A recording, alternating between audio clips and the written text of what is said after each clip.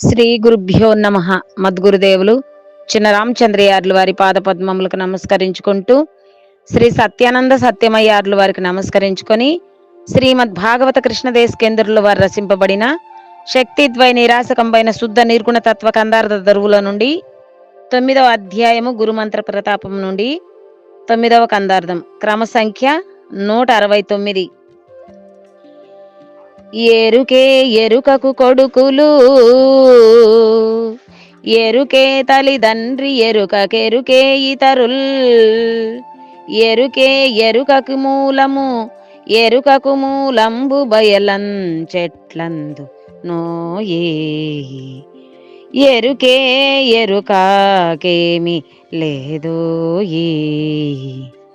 ఎరుక లేని ఉత్త పరిపూర్ణమును జూచి, ఎరుకే తలేనాని ఎరిగిపోయితే పై మాటెట్లందునోయి.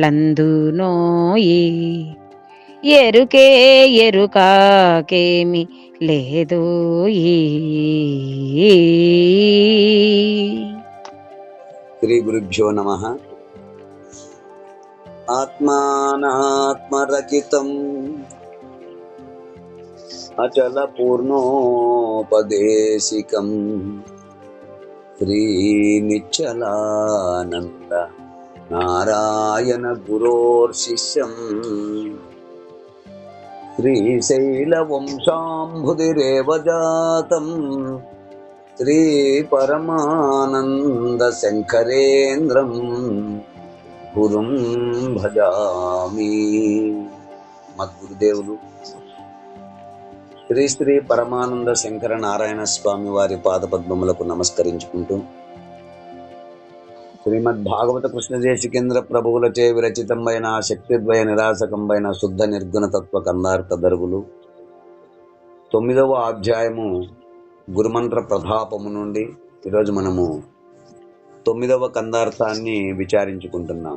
అనగా క్రమ సంఖ్య 169. క్రిందటి కందార్థములో మరణము, సుషుప్తి, మూర్ఛ, సమాధి, కోమా స్థితులలో ఉన్నవారు తమను గాని ఇతరమును గాని ఎరుగరు. అట్లని వారు ఎరుకరహితులు కాజాలరు. గురు మేల్ఖ అనగా గురు కృపచే పరిపూర్ణము ఉన్నదని చూచుటచే ఎరుకరహితమైన వారు మాత్రమే తిరిగి పుట్టని వారు అని మనము క్రిందటి కందార్థములో విచారించుకున్నాం. ఇక తదుపరి కందార్థము 9వ అధ్యాయము గురుమంత్ర ప్రతాపములో క్రమ సంఖ్య 169 పరిపూర్ణ బోధ.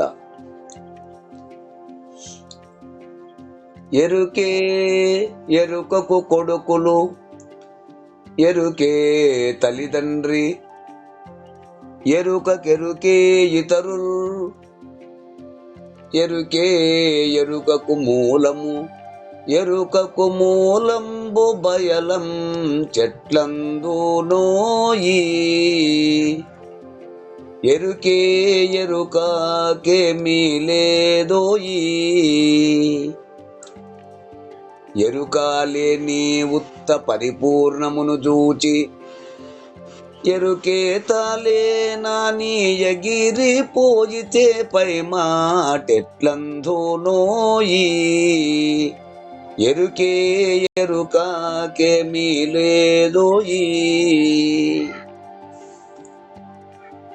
శిష్య, నాయనా సద్గురుదేవా, ఎరుకే ఎరుకకు కొడుకులు.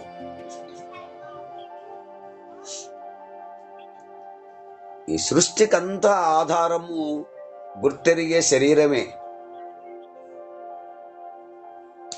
సృష్టికంతా ఆధారము గుర్తెరిగే శరీరమే. అంటే ఈ ఎరుక ఒకటే అయినను ఎరుకకు ఎరుకే కొడుకులుగా మార్పు చెందును. అవును. ఎరుకే తల్లిదండ్రి ఆ తల్లి తండ్రి, ఆ తల్లిగాను తండ్రి రూపముగా ఉన్నది కూడా ఎరుకే. అవును. ఎరుకకు ఎరుకే ఇతరులు.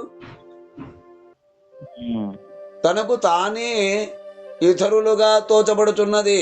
అంటే ఆ స్త్రీలుగాను పురుషులుగాను తల్లిగాను తండ్రిగాను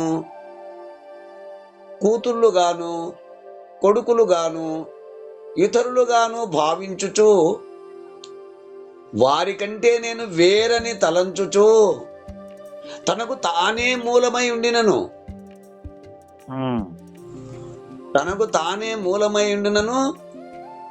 వారికంటే నేను వేరని తలంచుచుండను. నేను వేరు వాళ్ళు వేరు అని. ఎరుకే ఎరుకకు మూలము. ఎరుకకు ఎరుకే ఆధారము స్థానము, మరి ఒకటి ఏమీ లేదు. అంత ఎరుకే. అవును. కనుక ఎరుకకు మూలము ఎరుకే.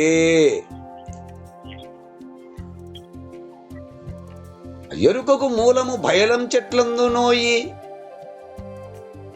ఉన్న పరిపూర్ణము లేని ఎరుకకు మూలము ఆధారము కాదు. ఎరుకే ఎరుకకు ఏమీ లేదోయి. తన మూలమును ఆధారమును విచారించగా తనకు తానే లేకపోతున్నది. తనను తాను విచారించేప్పుడు తానే లేకపోతున్నది. తనకు మూలము గాని స్థానము గాని అతడు లేదు. తన మూలమును ఆధారమును విచారించగా, నాకు ఆధారం ఏంటి అని విచారించగా ఆధారము లేదు, మూలము లేదు, స్థానము లేదని విచారించిన తర్వాత దృఢపడిన తర్వాత తానే లేకపోవచ్చున్నది. అవునా. ఎరుక లేని ఉత్త పరిపూర్ణమును చూచి ఆ గురుకృపతో అస్వథా సిద్ధమైన పరిపూర్ణమును ఆ గురు వాక్యము చేత దృఢపరుచుకొని, అంటే లేని ఎరుక అవుత్త భయలును అనగా ఎరుక లేని భయలును చూచి తా లేనని తెలిసి లేకపోయినచో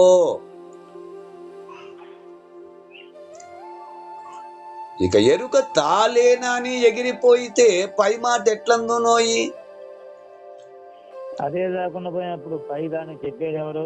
పై మాట ఎట్లందునోయి అంటే గుర్తెరిగే శరీరము తాను లేనని దృఢపరుచుకున్న మీదట అవును ఉన్నదని గాని లేదని గాని నిర్ణయమే లేకుండును. తానే లేడు కనుక నిర్ణయం లేదు. అయినను పరిపూర్ణము ఉన్నదని ఎట్లనగలదు? అనుటకు ఎరుక లేదు కనుక. అవును. ఎరుకకు ఎరుకే మూలము. ఎరుకే ఎరుకకు కొడుకులు, అవిద్యానే ఎరుకకు పుట్టినవి. మరి జ్ఞానము వృత్తి, జ్ఞానము అజ్ఞానమునవి, ప్రజ్ఞానము ఇవి పుట్టినవి కనుక ఎరుక యొక్క కొడుకులు ఇవి కూడా ఎరుకయే కదా. ఎరుకకు పుట్టినవి. జ్ఞానము యొక్క వృత్తి ఏమిటి? జ్ఞానము అజ్ఞానము ప్రజ్ఞానము ఇవన్నీ పుట్టినవి గనుక ఎరుక యొక్క కొడుకులు ఇవి కూడా ఎరుకయే కదా. అవును. అవిద్య అనే ఎరుక వలన ప్రతిబింబ చైతన్యమైన ఎరుక ఏర్పడినది కనుక ప్రతిబింబ చైతన్య ఎరుకకు అవిద్య అనే ఎరుక తల్లి.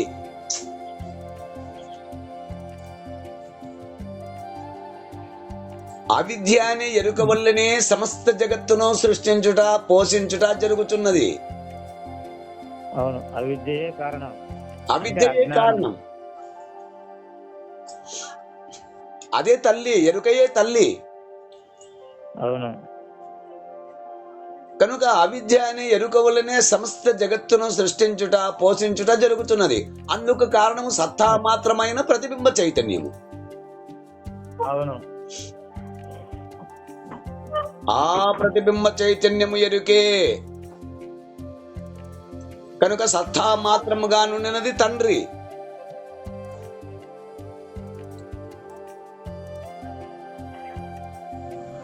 కనుక అవిద్య అనే ఎరుకకు అని గాని, జగత్తు అనే ఎరుకకు గాని ప్రతిబింబ చైతన్యమైన ఎరుక తండ్రి అంటే పురుషుడు. చైతన్యమే పురుషుడు. చైతన్యమే పురుషుడు. ఆ చైతన్యమైన ఎరుక తండ్రి. అవును. పురుషుడు. అవిద్య అనే ఎరుక వలన ఏర్పడిన సమస్త జగత్తు చైతన్యమనే ఎరుకకు ఇతరమైన ఎరుక. కనుక అవిద్య అనే ఎరుక ఇదే. కనుకనే తను వెరుకలు రెండింటిలో నొకదానినొకటి సృజయించున్. వేరు కాదు, తను వెరుకలు వేరు కాదు, తను వెరుకలు రెండింటిలో అనే భావము. ఈ రెండు కలిపి ఎరుక.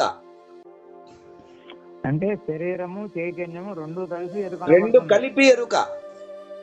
మనం అక్కడ 85వ కందార్థంలో విచారించుకున్నాం. అవును. ఈ రెండు కలిపి ఎరుక. ఇట్టి ఎరుకకు పరిపూర్ణము మూలము కాదని తెలియబడుచున్నది. అవును. కనుక ఎరుకకు మూలము మరేదియూ లేదు. ఎరుకకు ఎరుకే మూలము కాని ఎరుకకు మూలము మరేదియూ లేదు. కనుక ఎరుకకు మూలము లేనిది అని నిర్ణయము. అవును. అంటూ మనకు ఈ కందార్థము ద్వారా వివరణను అందిస్తున్నారు. ఈ కందార్థ భావాన్ని మీరు కూడా అందుకుంటారని కోరుకుంటూ జై గురుదేవా. జై గురుదేవ.